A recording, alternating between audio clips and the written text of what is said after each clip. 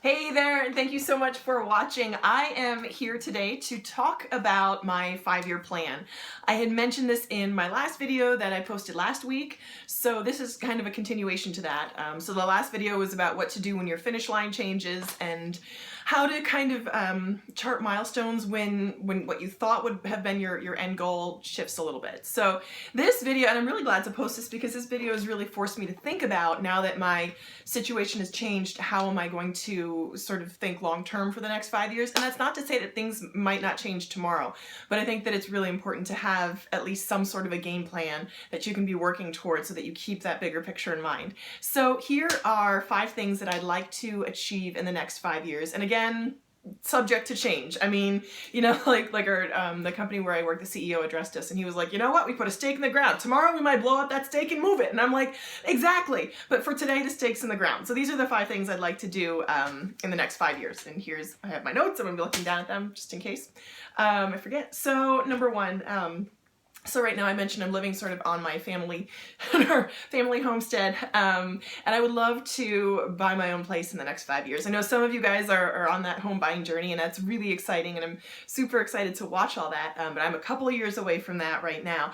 And I've had some friends that have sort of bought their own places, and it feels like to me like they kind of rushed into it. Not that it's like a wonderful thing and like sort of this rite of passage thing, but for me I couldn't have rushed into it because I just didn't have the means, but I think that it's important to sort of keep that in mind as a long-term goal. So I will be working on doing things for me because being debt-free is so far off. I think that I will be working toward cleaning up my credit report, which is something I know Dave Ramsey's like, don't worship at the altar of the FICO score. And of course not, like that's not what I'm doing, but I'd like to be a good steward of my history and my credit report. So, and in terms of cleaning up past mistakes. So that's number 1, is to buy a house within the next 5 years.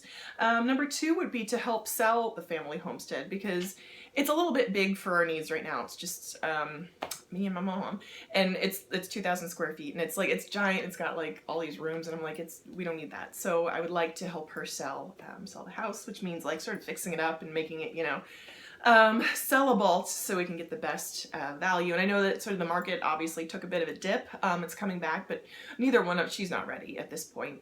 Neither am I. But that's kind of our long-term, long-range goal. I think it's good, again, to be a good steward of the resources that we have, to just be thinking about keeping it up and doing little things like fixing and caulking and cleaning and stuff like that. So that's number 2. Number 3 would be to be and stay debt-free within the next 5 years, hopefully. Good Lord willing, that will be achievable. I'm hoping for that. I'm going to work toward that. Hopefully that should be doable within the next 5 years. It's not like exciting or like gazelle intense at all, but I'd like to be there. That would be a good thing, I think, rather than delaying that, being debt-free even longer. Because right now the only debt I have is my student loan, thank God.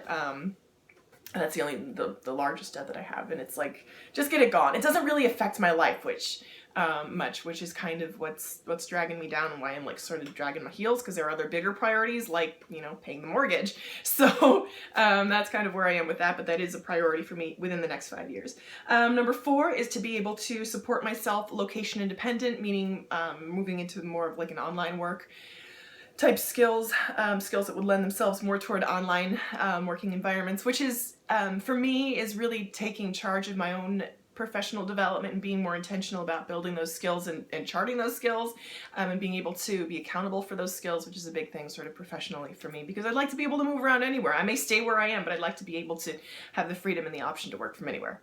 And number 5 is to buy a Subaru. So let me explain. Right now I'm driving a 1998 Toyota Camry, which I love. It has 190,000 miles on it, and it has been nothing but good to me. I bought it last November, for $1,500, and I've put maybe, I want to say like $500-600 of work into it, new tires, new brakes, upkeep. I think we had to change the spark plugs once, or there was an oxygen sensor that needed to be changed, but that car's been fantastic. And my mother I'm like, oh, it's like my hoopty car. And she's like, no, that's your millionaire mindset car. And it's so true, because I love driving that car because it makes me remember that millionaires drive cars like that. Like, millionaires are not flashy, they're not like showy with their wealth. They're very humble, and they make an effort to show themselves to live simply. So that's the kind of car that I have.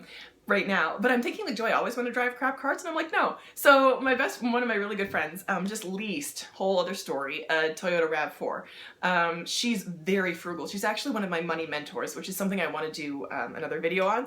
But like I asked her, I'm like, leasing really? And she knows it's not cost effective. And she's a finance manager. She knows that. But the reason she's doing it is she's like, I want to buy a Subaru, but I'm not ready yet. And so for us, buying a Subaru is like having a family, like committing to like being that family person. She's like, I just need 3 more years. So, because their lease is 3 years. And I'm like, that's a great idea. In 3 years, let's buy Subarus together. So let's buy Subarus together. I have no idea if that's actually going to come to pass, but that is my goal in 3 years, to buy a Subaru. So who knows, but that's my goal. So those are my 5-year sort of plans, 5 things in 5 years. I hope that this has been fun for you, that you've enjoyed this video. I love to do more videos like this. I also am looking forward to posting that like money mentor type video, like people that I look up to as my money role models. So that should be coming down the pike soon. Thank you again so much for watching, and if you haven't and you would like to, please subscribe. Would love to have you along for the journey. So thanks again. Hope to see you soon. Bye.